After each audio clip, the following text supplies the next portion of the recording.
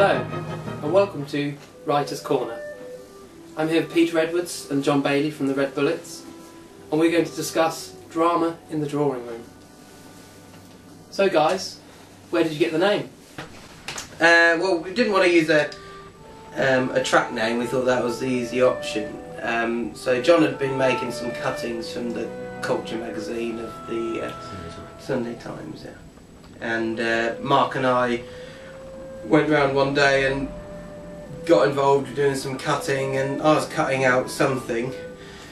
I can't remember what it was, but John had said to me at that point, always check what's on the other side of the page before you cut anything out, because you could be cutting through album name gold. Sure.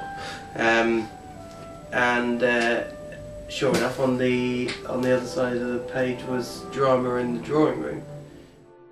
So let's talk about the opening track on the album, Walking Solo. What's it about? And over to Pete. How did you go about writing this song? Well, I wrote this one about the time the original band had was breaking up, and I thought, I felt quite strongly about that, and it was much like a breakup of a relationship, and so started writing this song, and the song itself comes across as if it's written about a relationship. I mean, that's how I would view it. Yeah. Yes. Yeah. Well, that's how the majority of people would, I think. Excellent. But that's what it's about. It's about the breakup of the original lineup, I suppose, because we've gone a long way together, and then so that was that, really. There is a curious lyric in the middle of that. Little penguin, feeling so green, feeling so sad. And how did you come up with that? Well, did you come up with that alone? Yeah, well, I pretty much did, and Mark was round here one evening, and he came up with the word "the," and that's not what I've got. Mark and I both came up with that lyric together, yeah. And the melody, or just the lyric? Well, Mark came up with a harmony to my melody. Well, we can debate that later. On to the next track. I think spit on you. Oh no, I think that's beer. Because it gets stuck in there. Right, on to the next track, which is Dreams, open bracket, no time, close bracket. Let's talk about this one then. We were under pressure to write another track for our final recording session. But the idea of the song was about how fragile it can be between people who are friends, and that can drift into other things that perhaps they shouldn't go to.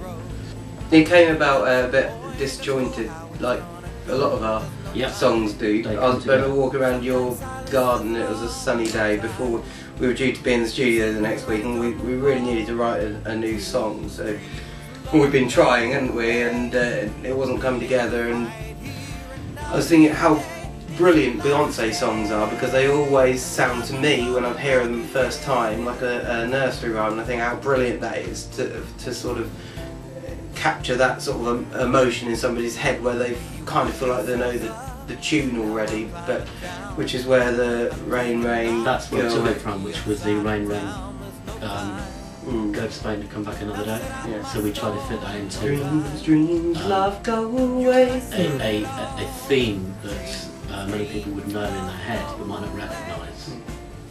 So, how do you go about writing songs?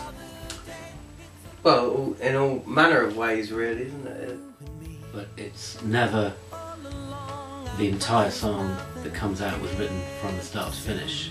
It's an embryonic process that we work together on.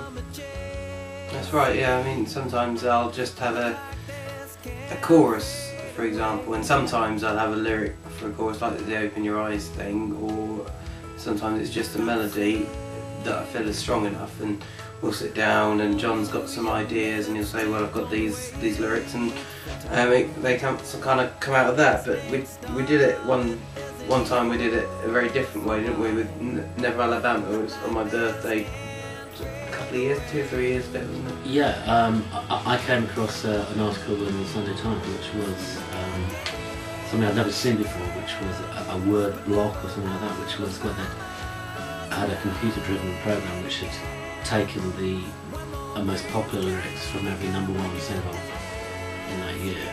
The most often used word was enlarged down to the smallest word, and it created this picture which I just looked at and I just thought, pad around the words here, there's a song.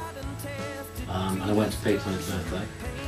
Rosé, and we sat down and I'd already picked out 3 small lyrics which stuck in my head, which were never out of Ever Tonight. I don't know why that struck an image in my head which we didn't latch on to. I think we were planning to be there for the day, and I think we wrote that song in half an hour. Yeah, we were still there for the day. Yeah. No song the same, we never wrote the same song the same way. Excellent. Now open your eyes. One of the livelier tracks on the album, a little bit rockier than the others. How did this one come about? I have in my notes here that this was written in the studio, a bit of a jam session, one might say. The original idea came from, was inspired by the Rolling Stones, what's that? Sympathy for the Devil. Yeah. And I'd recorded it on my phone, and I rang John and asked him what that Rolling Stones song was. The chorus came out of that, and then we had a jam session. The band had a jam session before the studio just to sort of lay down the the bones of the track, and we finished it in the studio the first time that Stuart on guitar had heard the track. And Stuart Hartland. Yeah. And the lyrics weren't written either, were they? We just we had some penned out lyrics, but it's the nearest song we've ever come to jamming as a band to get a groove together, and then took it to the studio with some very bare lyrics. And then again the pressure was on, the clock's ticking, come up with it. And I had some lyrics that I'd taken from some rather sort of obscure experiences of our own in Devon, which referred to a campsite. I think I might know the lyric you're talking about. We fed our radios to the sugar cows. Yeah, there was a campsite in Devon called Sugar Park. And we had a great weekend. It's not anywhere in Devon, is it? Not anywhere, it's near Big Sands in Devon. Yes, it's where the band often stay. We spend a lot of time there. It's our second home in Devon. I hate the word second home. It was our first home in Devon. First home? Yeah. It's a second home overall. I took a radio. Well, third home for you. Your face in that thing is hilarious! Right, good.